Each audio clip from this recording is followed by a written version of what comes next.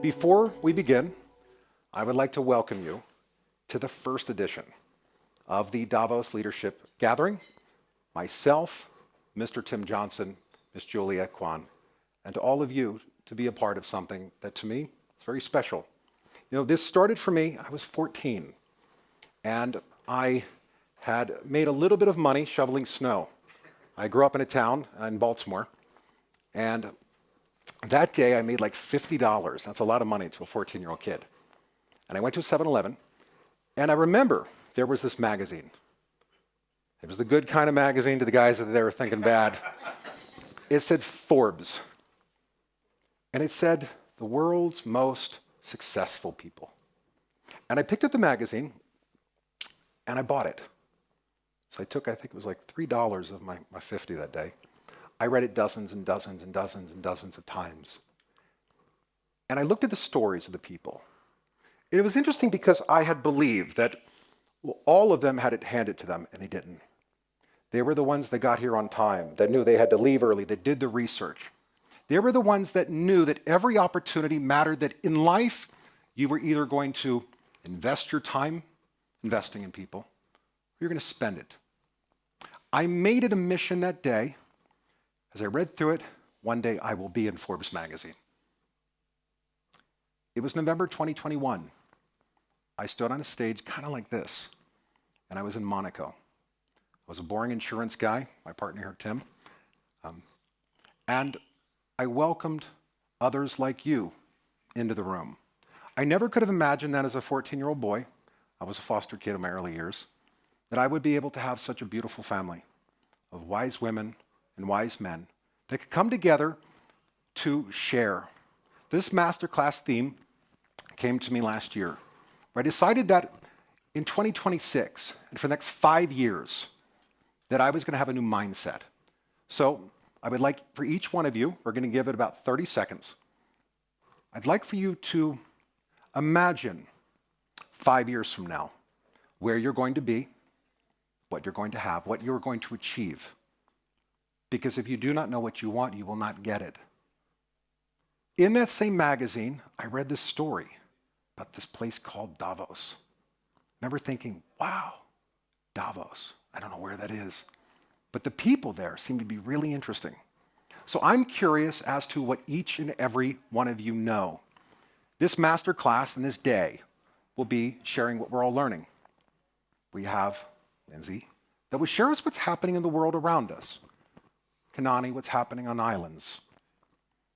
We have people from all over the world that will be joining us throughout the day. People that have become maybe a little disappointed with where they are. Volunteer victims, perhaps. Those that will be big dreamers that say, I know where I want to be. It will all be about connecting dots. So I'd encourage you, make today the beginning of your 5-year mindset. Make this the day that it starts. It is 2026. I want you to see yourself from that 13-year-old, that 9-year-old, that 20-year-old, that 42-year-old with the wisdom lines, by the way, those people up here, it's called experience. That in 5 years from now that you will be thankful to the younger version of you because it takes discipline. With that, I would like to introduce you to Kanani. She is the moderator for today's first panel. It's about women, about leadership. It's about leading by example. With that, Kanani, welcome to the Davos Leadership Gathering. Would you kindly introduce your panel? It is such a pleasure to be here. Thank you so much, Dustin, for the introduction and for allowing us to come and share. I've had the pleasure of getting to know these lovely ladies that you're going to get to meet as well. So I wanted to ask these ladies to come up on stage. So Wendy Starland is co-founder and president of MusicSoul, working at the intersection of creators, brands, and technology to rethink how discovery and monetization can work. Next to her is Lindsay Trout. She is a partner at Egon Zehnder and co-leads the firm's global technology and AI practice, advising leaders and boards on future-ready talent and transformation. And then last but not least, we've got Stuti on the end there. So we've got Stuti Jalan. She is the founder of Women Inspiring Network, a global storytelling and community platform designed to amplify women's voices and leadership across industries. So I was really excited because we have multiple different facets of what we do every day. I'm excited to get to know you ladies, and I hope you guys enjoy as well. Just in case people confused us. Yeah. Possible, low probability. Lindsay? Yeah. Perfect. So we'll actually start with you, Lindsay, if that's okay with you. You sit close to the decisions that shape CEOs and boards. What's one hard truth about how leaders are actually being chosen that most people might not realize? Thank you. Great question. First of all, we hope that there's not really hard truths and it's not a black box. I would say there's probably two areas I would focus on that people don't focus enough on, which is trust and context. So a lot of folks, whether they're looking for, the CEO opportunity, this executive opportunity, this board opportunity, they're evaluating their experiences and potential and seeing if that's a fit for that opportunity. But I think that they underinvest in looking at two variables that really shape whether they are the chosen one. And the first being trust. Very rarely, do they kind of get into, the feedback session around perhaps that's what kind of threw off my candidacy. And, maybe it's a communication style. Maybe it's a lack of courage that they exhibited. But I think that my leaders, my clients, do not choose people for boards and leadership roles because something may not have clicked as it relates to trust. And I think that the other part of the black box is the context. Organizations are systems, right? It's not a singular role ever. So maybe you weren't chosen because the CFO is actually going to be the successor. Or maybe because there's other contexts and truths that are informing your own candidacy. So I would say that while that's not necessarily a black box, those are probably the two themes that people don't invest enough time to understand how it shapes their opportunity and candidacy. Yeah, that's interesting. And trust is huge. I mean, that's something that we all have to work on with anyone, that we do business with, especially as well. So, Stuti, a little bit, I wanted to shift into the not-for-profit sector. So you demonstrate that when you built your Women Inspiring Network, you built it around storytelling, which is kind of builds on the whole trust thing too, right? Storytelling and your core principle of paying it forward. What was it about those two things that really stood out to you as something that is important while you were building this network? Okay, can I just share a quick story? Yeah, we would love to. We're here to lean in. So I remember 10 years back or so, I had gone for a program to the United States, which was on women leadership, and the Imbibe knew how to pay it forward. And I remember something, so in my own way, I was always paying it forward. But when the pandemic started, a client of mine came back to me and said, let's do a webinar. And I said, I'll only do it if there are women change makers involved, because he had no budgets. Before I knew, the network was born, and it was just a community. We've incorporated it only in 2024, and last year, we've taken it to Davos, where we had our own day-long event, Qian, the Creativity Festival, New York during Climate Week, and of course, India.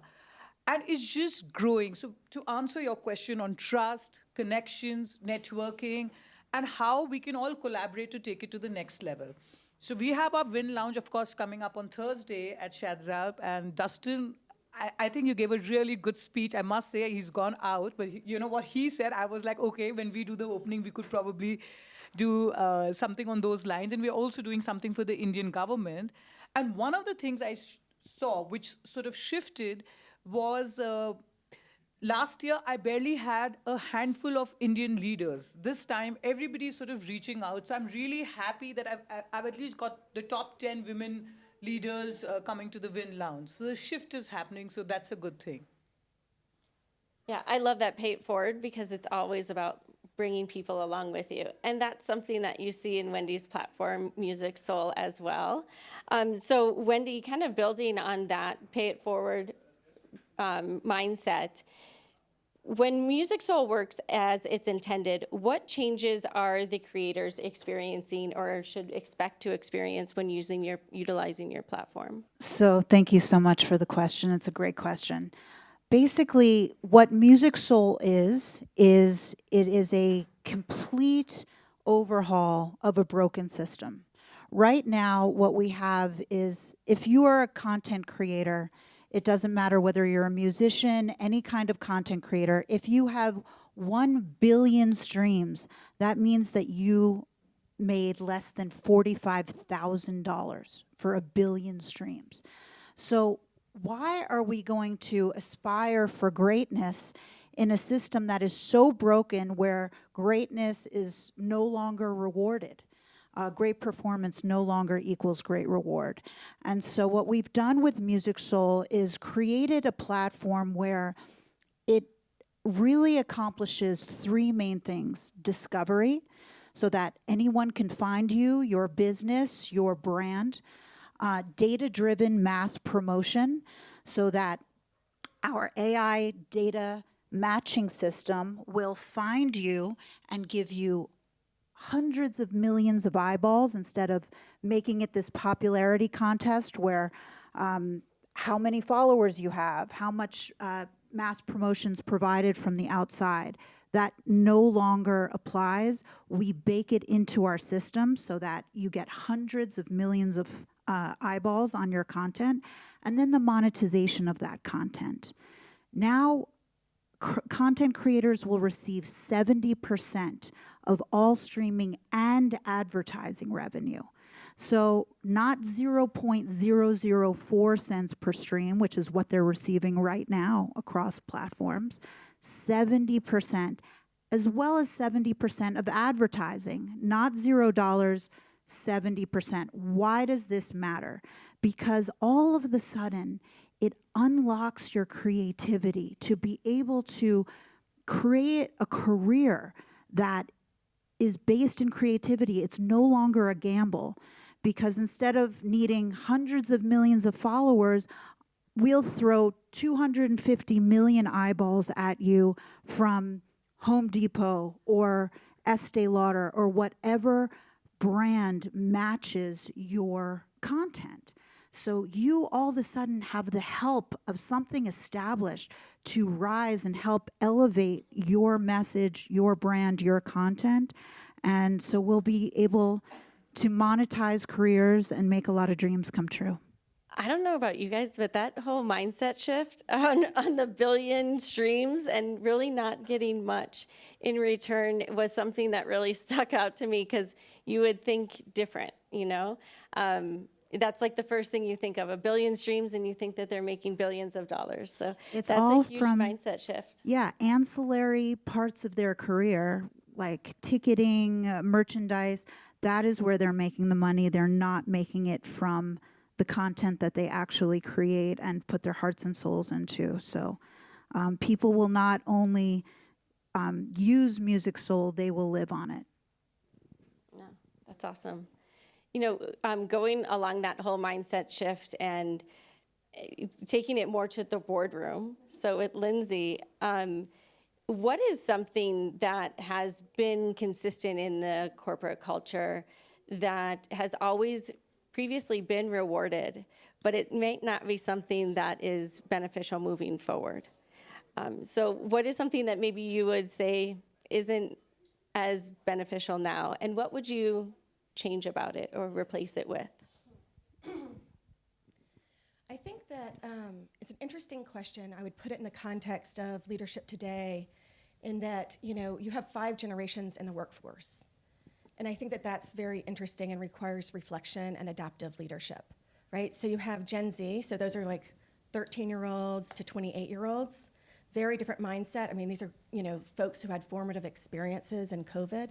They have different expectations around what work means, what independence, what achievement looks like. And then you have all the way up to the boomers. And so I think that that's one area I would reflect on to say, how are the methods of leadership that I've been applying over recent years really meeting the needs of the workforce of today?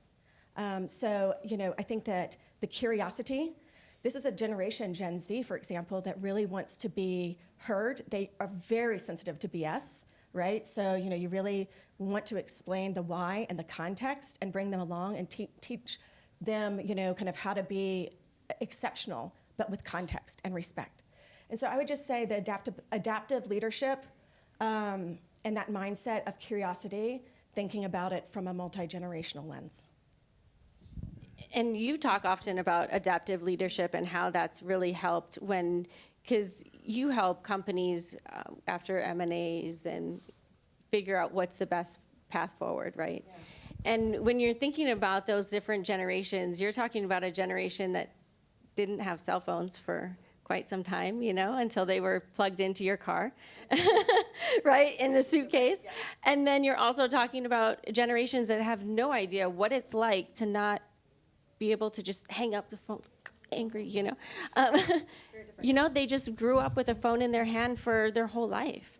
So to be able to have that mindset of how do I hit all of those generations is so much has changed.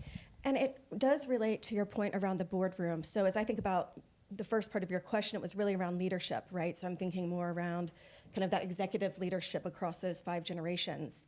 In the boardroom, we're starting to bring in this persona of, someone who, again, represents a different generation. And you can imagine all the ifs, ands, and buts that come with that because they're going to have, by definition, less experience. They will be younger. They will have fewer mental models by which to drive judgment on very strategic and tough issues. And yet, they can also be provocateurs coming from a different lens and perspective than those who are already resident in the boardroom. So we've talked about diversity over the years in a variety of different colors, shapes, and forms. And I would definitely encourage and do actively encourage our clients to be thinking about, this sort of mindset. Because right now, the constraint in the boardroom, the number one profile that our clients are demanding is active CEOs. Well, by definition, you end up in a really, disequilibrium, right? Because there's a limited supply of them, and they can only serve on one external board. So high demand, low supply. Okay, what are they really solving for? They are solving for that CEO mindset experience, but they're also solving for currency. The people who are on the front lines dealing with the affairs that we all face and coming up with the solutions that fit the now. So if you can't solve for the limited supply from a CEO, you might be able to solve for the currency in a different way. So that's where we're trying to be creative to address this opportunity in the boardroom specifically. Yeah, and talk about being creative with MusicSoul. That's really you were able to take that adaptive leadership mindset almost and say, how do we shift an entire industry that has been ingrained for so long? So if there is something that maybe the corporate culture community can benefit from what you've created with MusicSoul, what would that be? Well, the beauty of MusicSoul is that although music is the glue that ties it all together, it is really applicable to any industry and any business. People are able to sign up for free, so it's free to use, and we'll give you data-driven mass promotion. So, for example, you want to learn who your customer is, why they're clicking or buying from you, and what are the steps they took before and after that led them to buy. We have such granular data on every single user that we could tell you basically what you ate for lunch last Wednesday. It's an incredible use of AI for the best, like I said, data-driven mass promotion, monetization at 70% of all streaming and advertising revenue, as opposed to 0.004 cents per stream that people are currently receiving, and it is discovery. So why is somebody engaging with you or your brand? This is revolutionary, and it's an ad tech platform for corporations like yours. When I'm figuring out something about myself. Mindset is obviously something that is quite on my mind, actually, because a lot of these questions are surrounding around that. But I do want to just, while we're on that topic of mindset and shifting and changing, is Stuti, one thing that I found that was quite impressive is the most of the time when we think about creating, if it's a business or being a part of a nonprofit, we think about what we can do for our community currently, right here, who I can see, who I interact with every day. But what I found interesting is when you had started yours, the Women Inspiring Network, you went straight to how can I impact everyone? And you went straight to that global mindset. So what was that shift that you had to have in order to say, I'm conquering the world, I, of course, mentioned at the beginning, so in 2023, I remember I had gone to meet my global network in the United States, and I was like, everybody goes to Davos. Why am I not going? It started with that. And when I came back to India, you had that big Hindu festival, Diwali, and then, of course, no one responds. And I knew the government had started doing things. So I started writing to everybody that since I'm going, I should do something. So first, a UK-based organization came back to me and they said, okay, let's do a panel on women leadership with Indian women leaders. But I couldn't find Indian women leaders. So then I said, let's make it global. I mean, I did have one who traveled with me, but I was like, let's just do global. And then, of course, I did it for the government. And so I sort of realized that when you do something there, and as I mentioned that last year I had at the Win Lounge just a handful of Indian leaders, and now I have so much more. And like last night I met people. And now I feel there has been that shift, the younger generation, which has come up in India, the women who are in the 20s and 30s, and their mothers, their families could be from the top families in India who are your main members, but their wives who would probably be older, because if they have kids on 20 and 30, they never really participated in the family businesses because India had that whole traditional setup. They come more as a spousal capacity, and the whole thing was to bring up children really well, and or they would just do some part of the work, but just to keep themselves busy. But now their children who've gone to the Yale and the Brown are sort of coming out and speaking about women leadership. So I can see that shift happening, and it's a great shift. And especially if I look at Davos, it's like a melting pot. Everybody sort of comes together. Now the exposure. So I see many more people will come, which is a very good thing. I can already see the India presence being very huge at Davos, but I can see it growing in my last 3 or 4 years I've been coming, like shifting and glow. And that also has a mindset shift back in my country when people are reading about it, and it's good. So it sounds almost like that wasn't the initial thing, but the universe works in mysterious ways, and and it had trusted you to make that huge global impact, and that's I really believe in fantastic. the universe aligning itself. So 3 years back, I was in the Magic Mountains at the Inkwell Beach, and yesterday I was on the main stage doing a podcast, which is the Win Voices podcast with Adrian. So I was like, oh my God, one day I have to do my event. Of course, we're still doing our event at the Shadzal, but it's in a smaller venue. But I know it in my heart that one day we will be on that ice with that great branding and, scale it up to that level. So, the universe really has its way of aligning things. I love that. When you're, since we are talking about how women leaders, right? So if we're looking at that global mindset and all of these shifts that we've been discussing, Lindsay, if you look at it from the executive lens, what's a shift that would immediately be able to expand women leaders within the corporate sector? Can I include board roles? Of course. Okay. I have a strong opinion on this. I think we need to move the goalpost. There's a lot of effort, and I give us all credit, and it's honorable work to say we want certain ratios of women on boards. In Europe, obviously, there's a 40% target. In the US, we've had kind of variance on this. Many boards will say kind of a third seems right, or having 3 female directors on a board is really what drives the value of that kind of collective thought and unlocks the confidence in that room. That's interesting and insufficient. What we want to have is we want to have the goalpost being how many chairs are women? How many committee chairs are women? We don't want them just on the boards.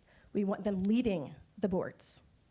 So right now, I will say that I'm unsatisfied with how we're defining the objective of women in the room, because I think we can take it up a notch. And I'd like to play that part. Wow, I love it. Boom. Mic drop. So in front of this group right now then, how would you redefine it?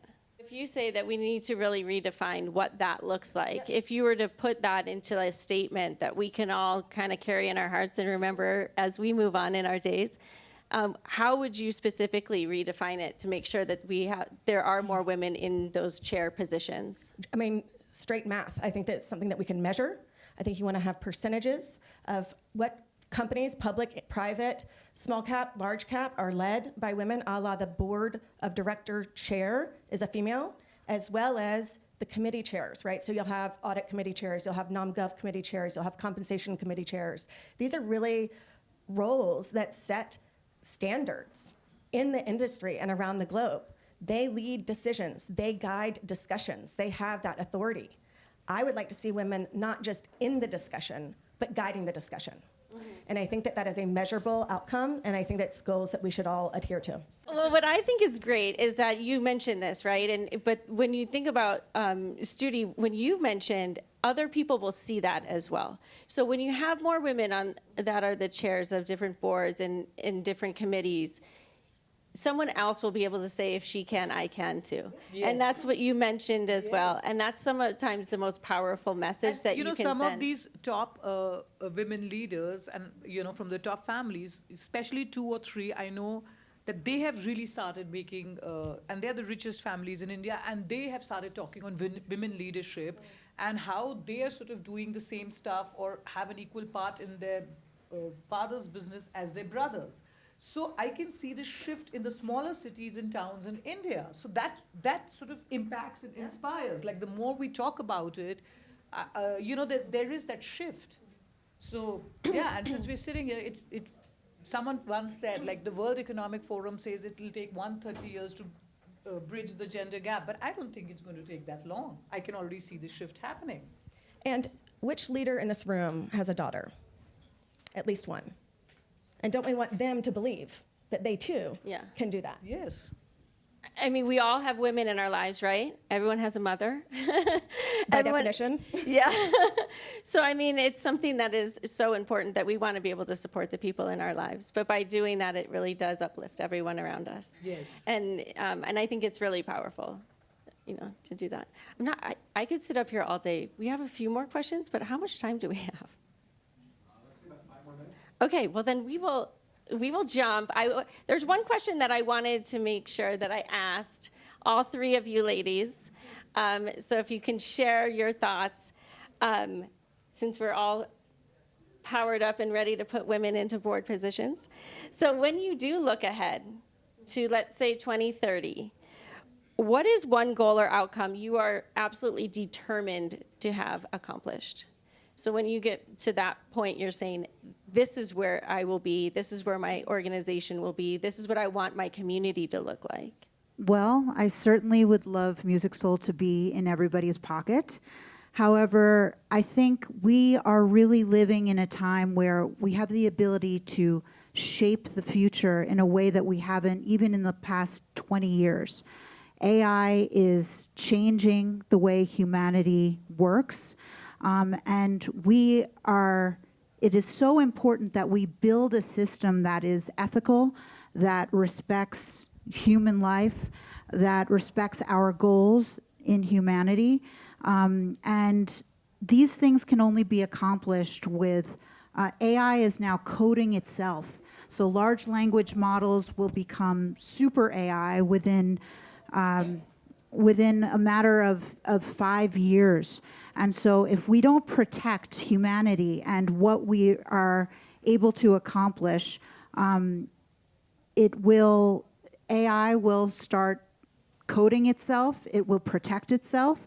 And so we need to be able to be in a position to protect what we've built.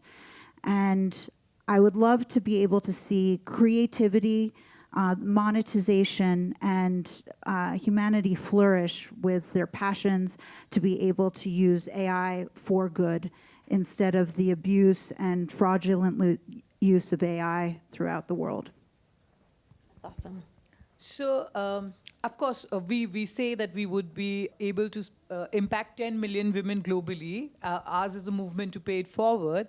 So initially we said 1 million, but I think the goal, and it's 5 years hence. So the goalpost keeps shifting. So of course, I think 10 million, and we are one of the most populated countries in the world. So I think 10 million is a very realistic number.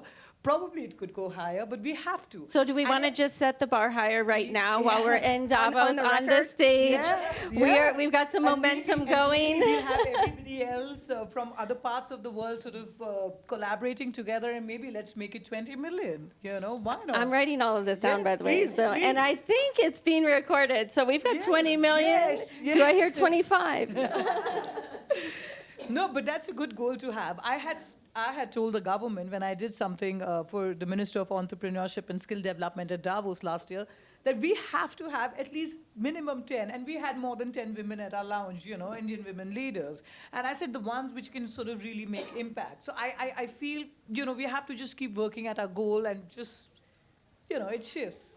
For 2030, I do have a vision and a goal, and I will need some help. So I will invite you all to be part of my mission. I would love to find new language and a reframe around secession. Secession alone as a word is triggering. It conveys mortality and risk and instability and all these things. And those are negative connotations that aren't healthy to the system. So similar to how we've had various, changes in our mindset related around health and wellness, why can't we think of secession-type activities as hygiene and wellness of an organization? Because right now, there's so much reactivity, and there's actually really low-quality secession work being done regularly in organizations. And if we can fix that, we bring clarity, we bring clear expectations, and we can have much better leadership pathways for all of us. So I need a new language for secession that might be a euphemism, that might be a reframe, and allows us all to embrace this practice in a better and more productive way. Love it. Thank you, ladies, all so much for being here. And I personally am a little fired up. I don't know about you guys, so I hope you guys are as well.